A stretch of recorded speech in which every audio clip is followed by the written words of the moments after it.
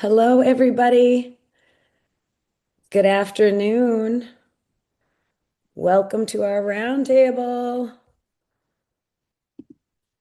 Thank you all for coming. I'm Allie McDonald. For those of you who are new and don't know me, I'm the managing partner here at Elevate, and I do a lot of hosting of these roundtables. I would like to introduce you all to Jensyn Hallett here with us today. Jensyn, her career reminds me a little bit of mine in 15 years or so in working in impact investing and focusing on gender lens and working in for-profit and nonprofit spaces on areas that she's passionate about. And I'll let Jensyn give you a little bit of her story here in a minute. But one interesting fact about Jensyn, and it's been in the papers recently, is that, was it a year ago, Jensyn? How many years ago? What was it? When you decided to pick up and leave? Oh, it was a year ago. A year ago. Yes, A yes, year yes. ago, she sold everything she owned and moved her family to Lisbon, Portugal. So that's where she's dialing in. It's 5 o'clock in the evening there today. And we were just discussing that there's articles in the paper that more Americans have left the country in the last year than have been, or that people that have moved here. So anyway, without further ado, Jensyn, why don't you tell a little bit about your story, and then we'll get into some specifics on impact investing and invest for better. Yeah, I'm happy to. I'm happy to. Thank you, Allie. It's so great to be here. I know that lunch is a tough act to compete with, so I appreciate everybody logging in, especially those on the East Coast. We're 12 noon right now, I think. It's 5 p.m. here. So I'm just very excited to be here in this space with women gathered, learning, sharing, growing together. So my background is interesting. I actually grew up in rural Arkansas, where the roles in my family were very clear. My dad worked, my mom managed the home. And so the financial decisions for our family lived in one place, and it was not with my mom. Um, but a couple years ago, actually years back, my dad had a tragic accident and he was hospitalized for months. And at that time, we learned that he wasn't the lead on the financial decisions. He was actually the only one involved. And what stuck with me wasn't just the crisis of that experience, but how slowly that shift happened for my mom over time and how normal it seemed, and how many women end up in these same spaces where they haven't noticed, but they aren't necessarily involved in their owning their own finances and deciding where those finances lived. And my background, because of that upbringing, I also went community and economic development. And that's where I kind of went into philanthropy and then got involved with Heifer International, where we launched an impact investing arm, investing in regenerative agriculture around the world. But for me, I was more interested in doing it also here in the United States and specifically in Arkansas. And that's how I started getting more and more involved in impact investing, learning myself and teaching other women.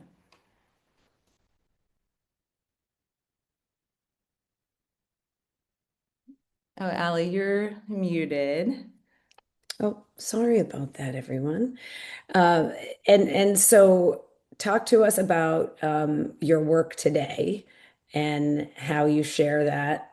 Um, and Invest for Better is for women and men, or just women? It's specifically for women. We do partner with some organizations that lead co-ed cohorts. Mhm. So we're open to that. We partnered with four different organizations in Europe actually in the past couple years who launched their own impact investing circles. And I think two of those organizations led co-ed groups. Yeah, so it kind of just depends. But Invest for Better specific circles are for women. Yeah. And I know you're going to share with us some slides Mhm. on, I think, a topical conversation, a pertinent conversation to ask you, and you and I didn't talk about that. How has the executive orders around DEI and the backlash against ESG and some of that. How has that impacted the work that you've been doing, and what are you seeing from where you sit in this ecosystem? Ooh, And this that's is such specifically a US, this is sorry, and this is off the cuff, a US centric kind of question because our friends in Europe and other places are still staying ahead of the curve yeah. of the US, especially on climate issues and issues around that.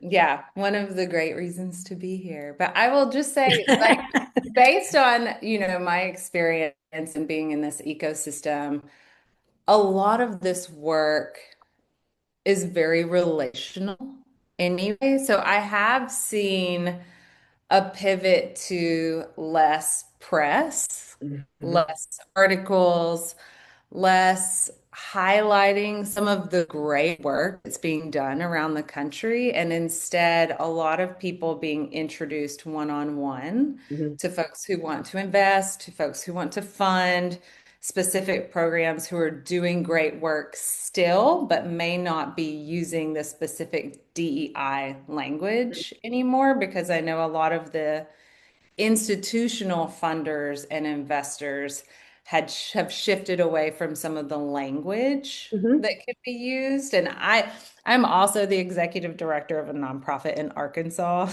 which I don't even know that we talked about. So Yeah. I know I've seen specifically some of our funders say, can you like not say this, but instead just make it general. Yeah. Don't say women, just Yeah. say entrepreneurs.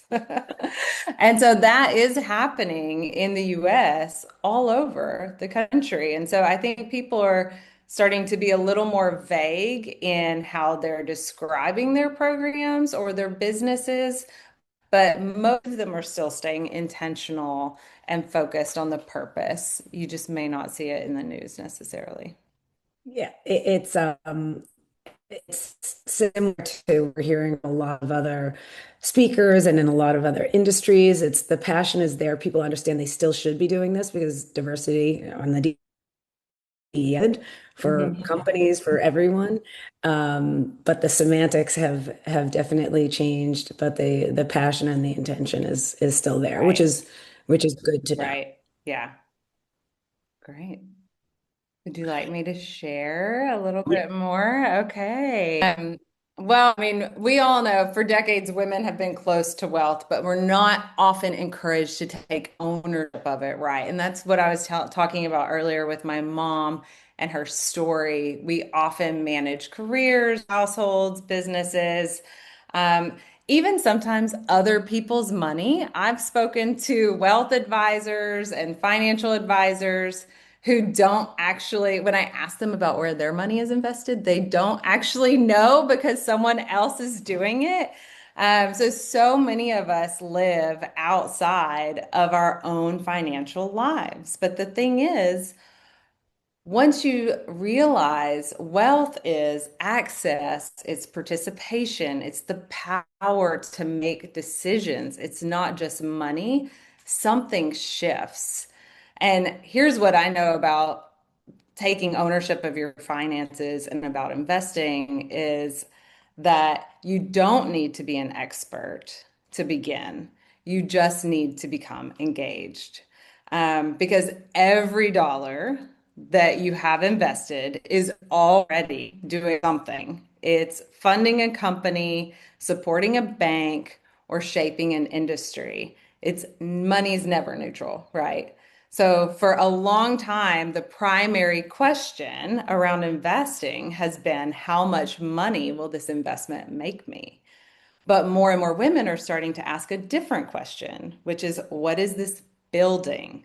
What is the impact of this investment? And that is really what values-based investing or impact investing is. It simply means making financial decisions that consider both the financial return and the real world impact. And it doesn't require a huge portfolio shift all at once. It doesn't require an expensive financial advisor, although financial advisors are great and I encourage that. It can start with small shifts. So some of the questions that I encourage folks to ask is, what is my money currently doing? Where is it invested? And does it reflect what I care about? And sometimes you can make small shifts to make sure that it aligns with the world that you want to create. So I have been involved with Invest for Better since about 2020. I'm not going to read this slide to you. I can share the slides with Allie so that she can share them with folks who are interested. But I've had the privilege to lead cohorts of women as they learn through this program. Often women join and they're super curious. Some may not even see themselves as investors yet, but as they learn together, something shifts and they become more confident and they become more intentional as well with their money. And they start making decisions that reflect who they are. So Invest for Better has a few different programs. This is a little bit of a busy slide, but I wanted to include it all so that you can look at it in your own time as well. We run cohorts twice a year, and those cohorts are typically made of 8 to 20 women, 7 weeks usually. And it's just a safe space of women who get to know each other over that cohort time frame. We also provide deep dives that are more thematic on specific topics such as climate finance, sustainability, gender lens investing, things like that. And then we also lead monthly events. But what's core to Invest for Better is really the circle experience. And that's where you really get to know a small group of women who are learning and growing together. And the community learning is really the whole point. Women don't typically figure this out alone. We don't learn by sitting by ourselves and figuring it out. We often learn in conversation, by asking questions, by seeing what others are doing and building confidence over time.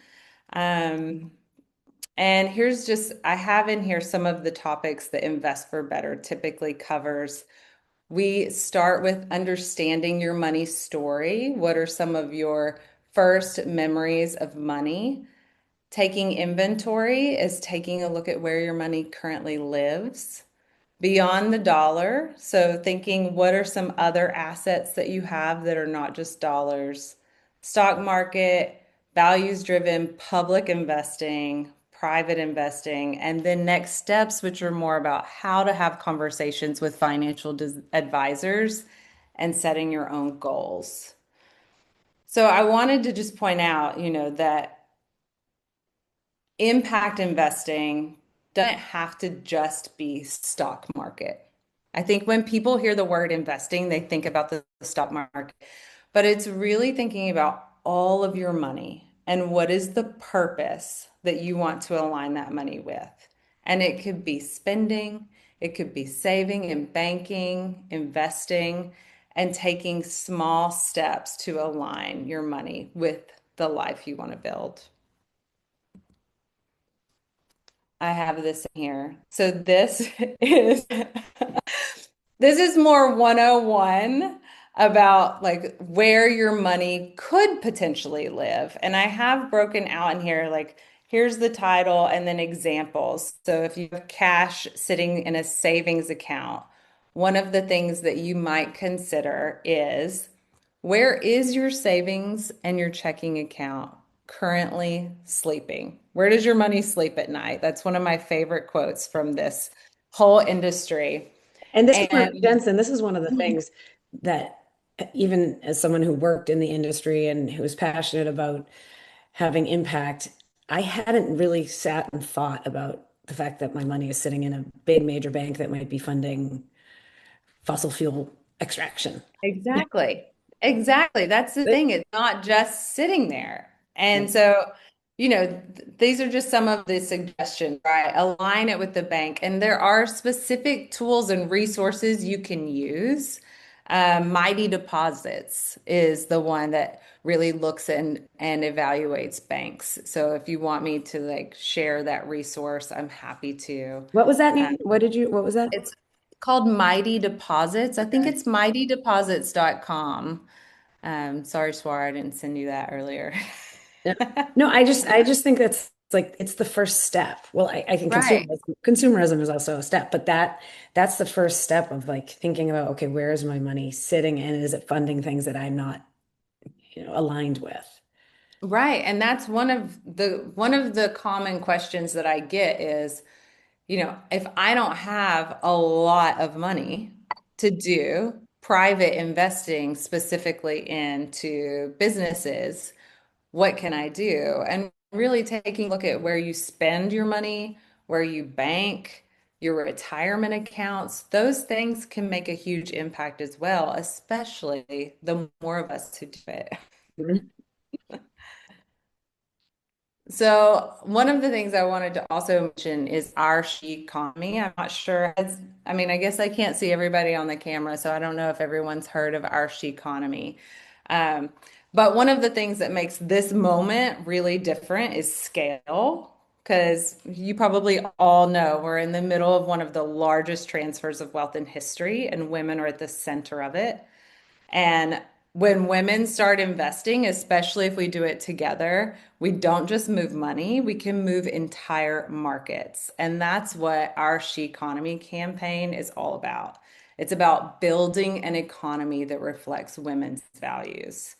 So I put some information here about our She Economy, which is a campaign, a 14-week campaign that Invest for Better is leading right now as well. And some of the posts are excellent. Elevate Networks involved with it, and thinking about if women had equal access, how many years ago, what the world would look like is pretty amazing. So I suggest people check that out. Lots of Yeah, great posts, lots of great organizations involved with that. thank you. Thank you for reposting some of that work. Yeah. Um, so, I mean, I guess what I want to encourage this group to do is really just step into your financial power.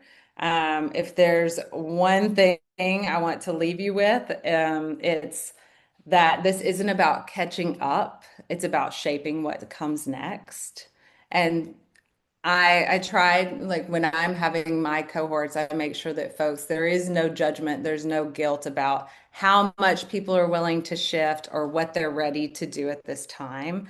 Small steps are okay. Small steps are great, and we're all celebrating together. And ooh. So the three things that I would ask of all of you is number one, see yourself as an investor, not someday, but today. Invest with intention. Ask yourself, what is my money currently invested in, and does it reflect what I care about? Maybe you need to make some shifts. And then bring others along, invite other women in, share investment opportunities, or join an impact investing group. Thank you. It's so, thank you, Jensen. So, we've had a couple financial advisors on recently Mhm. talking about various things and lots of questions on 401k RA. And everyone has the same message to women. It's like see yourself as an investor right now, right? And have and be confident about it and move forth. And I think your expertise and what you're bringing is Invest for Better is a nonprofit organization, right? Aimed at Yes. aimed at helping women. So there's that you're not here trying to make money or do that invest people's money. You want to give them guidance on how to do it in the best way that aligns with their values. So I think I'm just drawing a distinction between what we've had in the past couple weeks, but I think the message is that we all, and even though we've been told it multiple times, we can't uh, reinforce it enough that women need to understand where their money is, especially if they have a partner and the partner is the one that knows where everything is. You've got to figure it out. And so that's just the common message. Okay, so for some of the questions and some of the stuff, I think that the people would like to know if you can go back 2 slides, three, four, to the eye chart slide. I really think it would be worth our time and worth everyone here's time to Okay. think of, yeah, the next one, the one that one, which is a Okay. bit of an eye chart. But Hmm. I think I think some questions, and if anyone has questions, please feel free to ask them. But I think spending a little time here and talking through and not reading these, but I think if you could take us through examples in retirement accounts, what people could do if they were trying to match their values. And then specifically, I know that our women have questions on how can they use, a gender lens when they're investing? How can they invest more in either female leadership or female companies? What are different ways they could do that? Let me see. I'm trying to figure out if I have access to the chat. I do. Okay. So one of the things that I would start with, and again, I am not a financial advisor, right? I'm consulting with Invest for Better, and I absolutely love Invest for Better. When I started and I was leading cohorts, I was a volunteer. So I have continued to stay involved and I'm launching a circle here in Lisbon because I love everything that they do so much.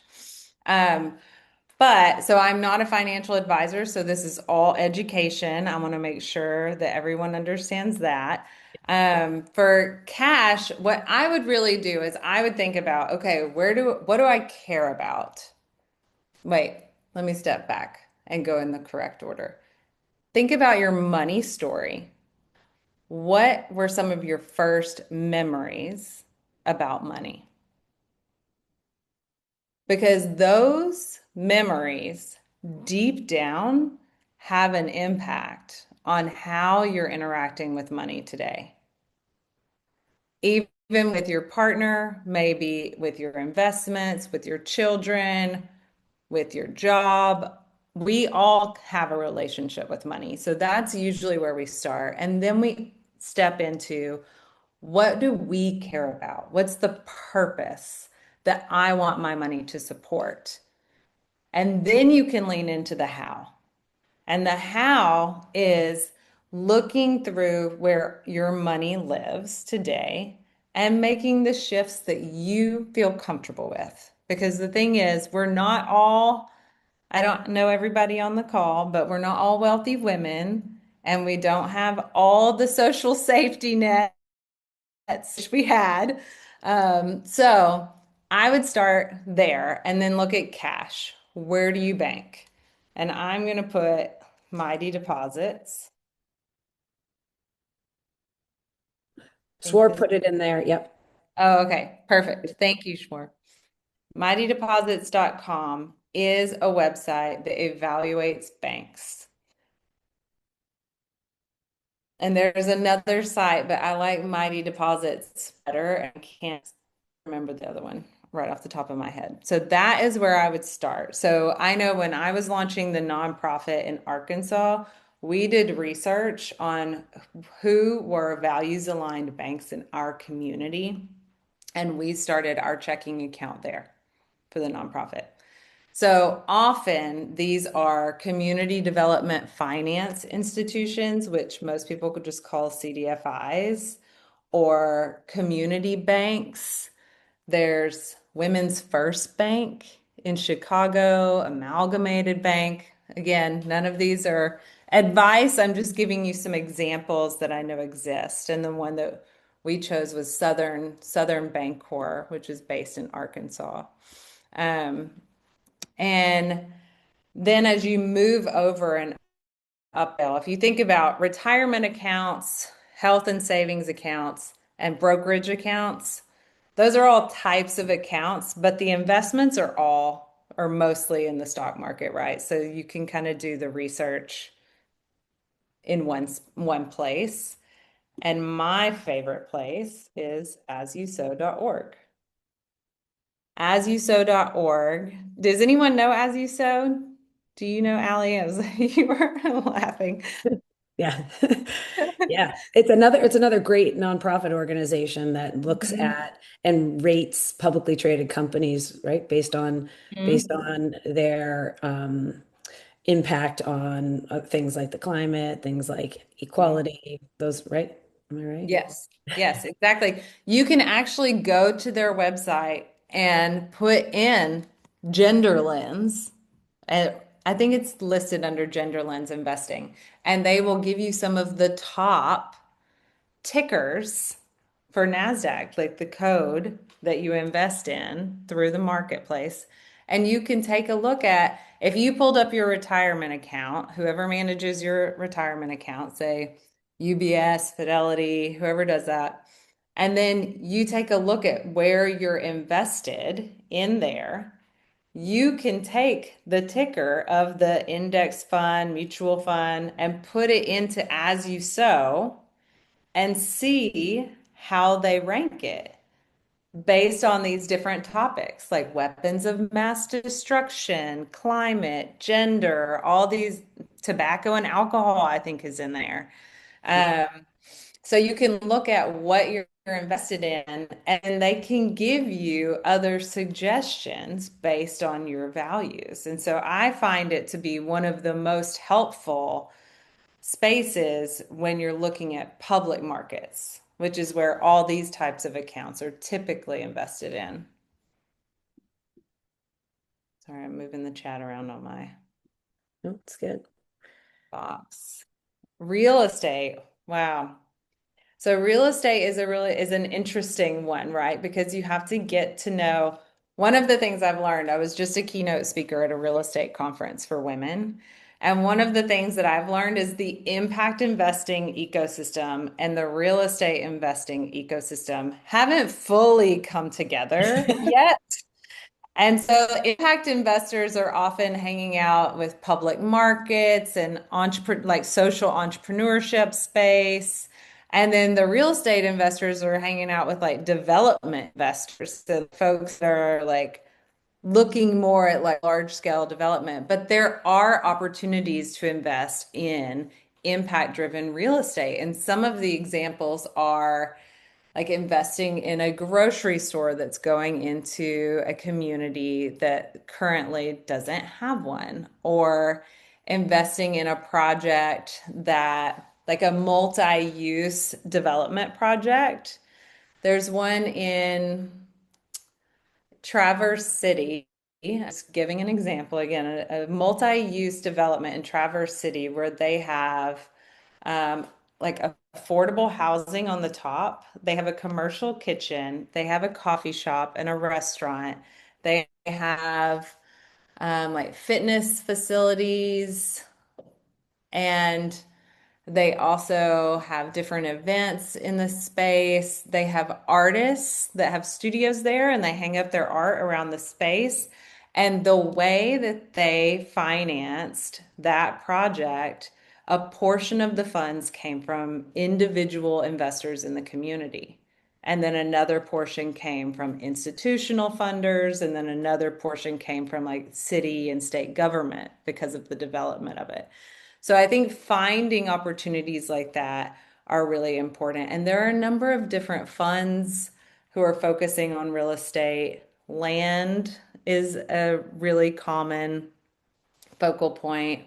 I know we've worked with, I used to work at Heifer International, so there's Iroquois Valley, and they help farmers.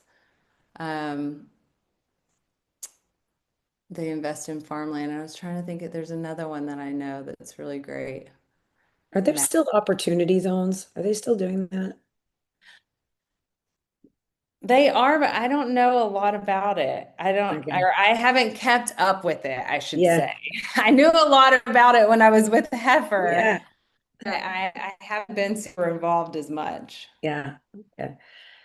Opportunity zones were something that the government would come in and say, hey, this is an opportunity zone. So if you invest in it, there's some special, whether it be tax relief or other things, and people would come in and try to build. And I think, like many things, you ended up with the traditional developers in there taking advantage of the tax. Yeah. So they're shaking her head. Yeah. Yeah, the only ones that I saw that I felt like were really successful for individual investors were where someone really led the like coalition building, the movement building around it and brought multiple folks together so that they could learn and do it together. So sometimes there are opportunities to engage in that type of work too, but you're right. There were a lot of developers that were like, how can we How figure can I this take out? advantage of it? Yep, for sure, for sure. Yeah. And then alternative investments. I don't know if anyone on the call has ever done crowdfunding or crowd investing. There's multiple different online spaces where, and there's probably even more today. I mean, I feel like it's been growing. There was like We Republic. Oh my gosh, I can't believe them. I can't think of any of them right now, but it's similar to like a Kiva. Yep, Kiva's one, but it's a 0% interest investment. But there's others where you could invest in different ways. And I know certain angel networks have actually started using crowdfunding platforms to raise funds for entrepreneurs so that their investors don't have to be accredited. So I don't know if you all know the accreditation rules, but in order to be accredited, which gives you more opportunity to invest, there are certain rules where you have to either have like a net worth of $1 million that doesn't include your house or your primary residence, or make, I think it's $250,000 over 3 years. yep, Allie, yep, I'm watching yep. your face. Yep, no, that's the accreditation and that so I think what you're calling out, which I think is useful, is that there are ways to invest in things that you care about and interesting opportunities through like a crowdsource or a crowdfunding where you're just putting in a small amount of money. Right. When normally if you wanted to make $100,000 investment, they would make sure that you're accredited because it's private. It's a private Right. or Exactly. alternative investment. There's some other like female, like Plum Alley is in New York City, and that is investing in owned and women-led companies, and you can, because you're coming together in a community, you can do smaller amounts. So there's a lot of those. Golden Seeds is another one. There's a lot of women Yeah. organizations out there that you can join if you want to understand how women are investing. You don't have to invest right away, but the intention usually when you join there is that you want to put some money into some of these smaller alternative opportunities, backing companies that you may not have the minimum to get into by yourself, but you can join a cohort of other women. So a lot of those are out there in the ecosystem. Yeah, and some of them are as small as $100. I Yeah. mean, I think Calvert Impact Notes also is pretty affordable as well. Yeah. We've got a quiet crowd here today. Anyone in the crowd have questions? Some or something that you've done in the space that you want to share with other Mm. people? I think, Selena. yeah, no, I would just have a question. I've been involved with women's world banking and then FinEquity. How your organization compares to those? I think I'm a little, just for clarity. Wait, what the organization involved with? FinEquity and women's world banking. I mean, they are essentially doing work with Mhm. primarily low-income communities, try to bring women into the financial markets with financial education, insurance, and community lending and things like that. I mean, the very basics. Right. And then I think essentially we are more, you know, doing grants or donations more than investing. So just want Right. to have your sense on that perspective. Yeah, Invest for Better is more focused on movement building and education and less on the pooling of funds and investing together, although it's come up quite a bit because we've launched a regional hub in Philadelphia and we have a regional hub in San Francisco. And organically, the conversation shifted pretty quickly to how do we pull our money together and start investing in women in Philadelphia and in San Francisco? And as Invest for Better, we're like, who we need to figure out like who to partner with or who to bring in to support this group as they evolve to just recognizing what our current role is, which is more around the education. But I mean, that's what's so great and so beautiful about the circle and the regional hubs where people get women, not people, but well, people too, but get to know each other, start sharing, and then share even investment opportunities and started and they want to start investing together. That's how men build wealth. They invite each other in. I want my friends to call me when they have an investment opportunity. So that's definitely one of the differences I could see. And then one of the others is we don't do a lot of financial literacy that's on kind of the budget side. So we're kind of like once someone has some financial acumen and they have a little extra that they're interested in learning how to shift, that's really the sweet spot for people to kind of move into Invest for Better. And we've also been talking about how do we find some partners that really focus on that financial literacy piece before they get to us that we can partner with to recommend women back and forth depending on where they're at.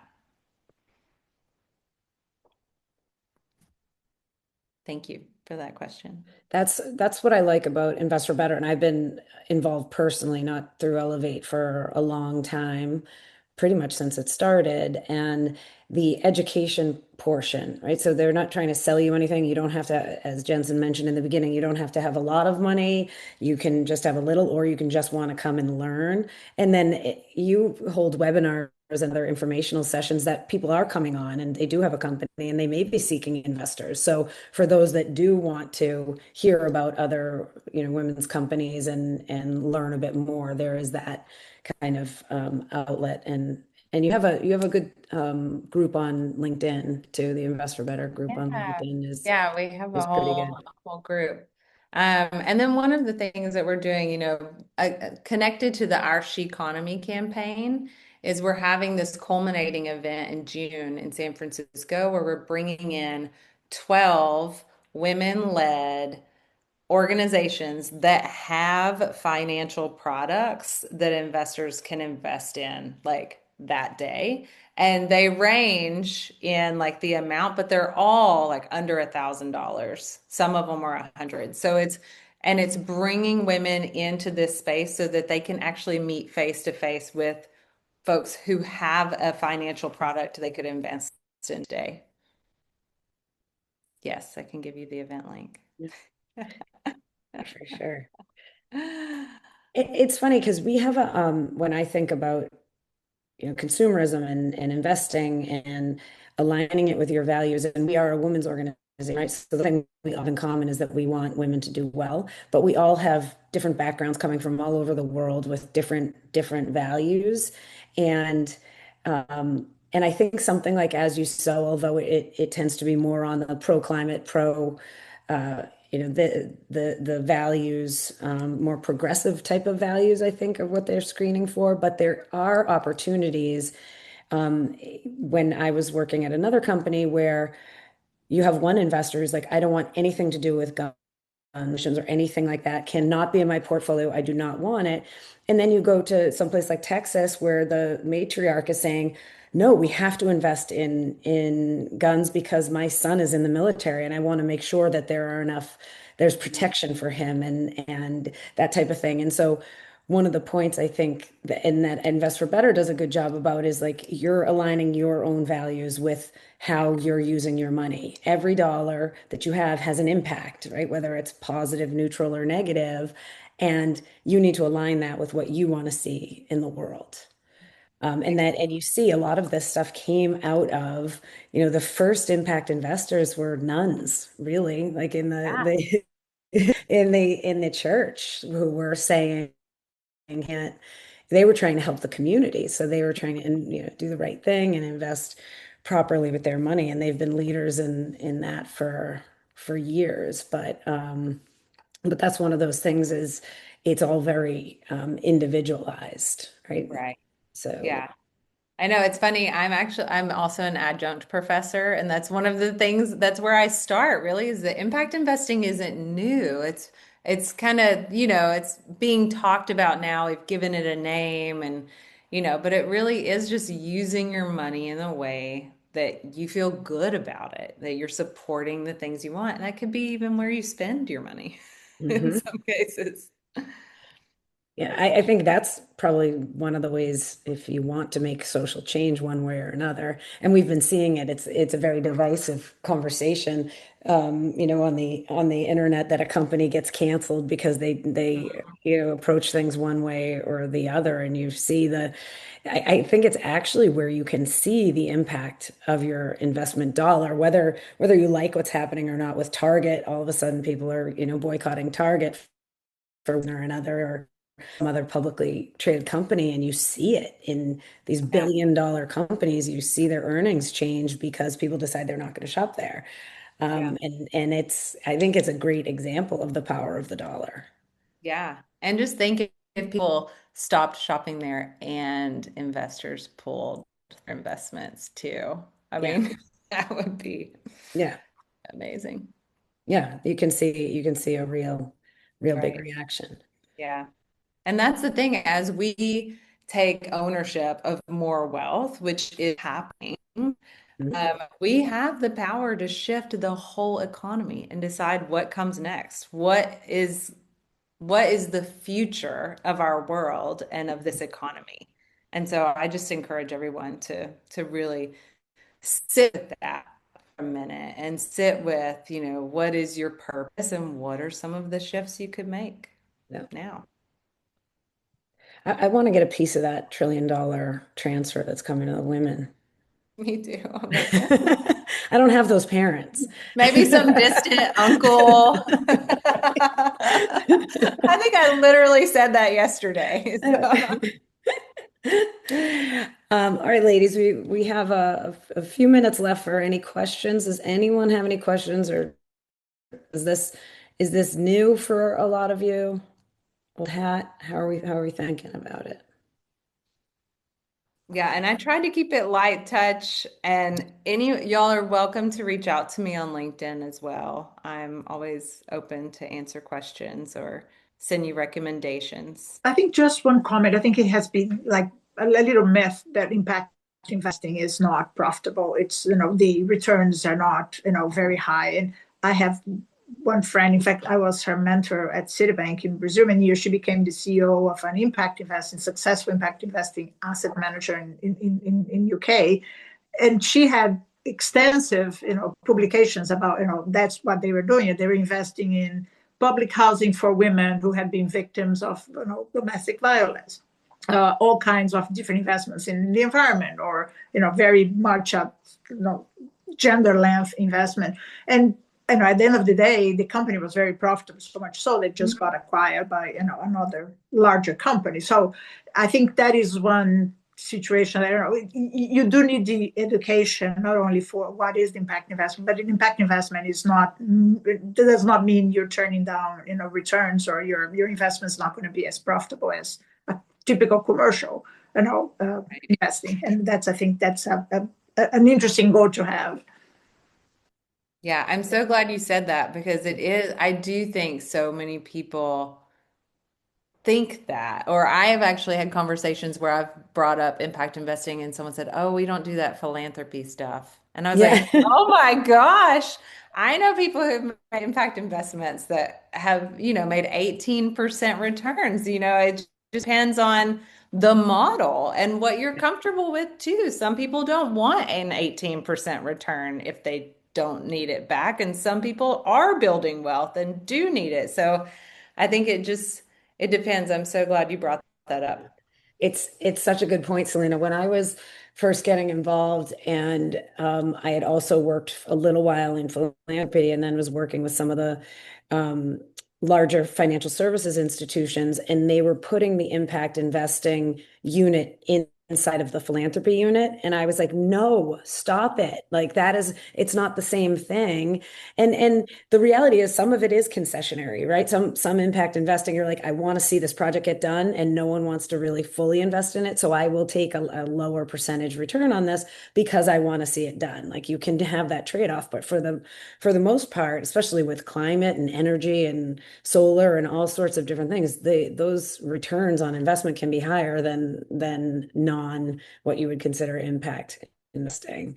And that thankfully most of the firms have realized that it is its own investing unit and not not philanthropy adjacent. But that was one of the first things that I was like, is people not understanding what this actually can be? Right.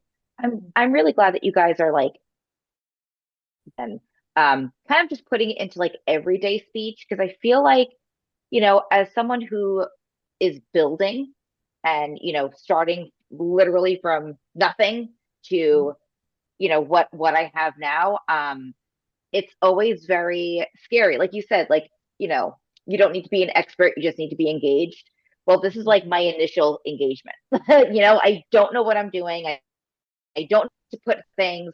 I'm just kind of like winging it and figuring it out as I go.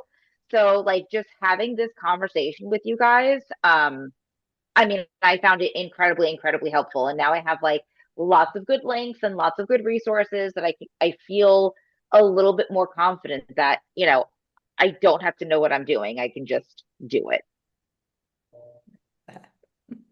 Thank you, Amanda. That's great. I was hoping that's why there was a lot of quiet guests because you're all kind of learning. And this is why we brought Jensyn and Invest for Better, because there's so many resources there and no one's there to try to push you one way or the other and invest in this or invest in that. They're not looking to make money off of your investments. They're looking to educate them on the various forms of investing out there and where you can have your dollars make an impact in the way that you want them to impact the world, as at the same time still, making money and growing your various accounts. So Jensyn, we have links on how we elevate you.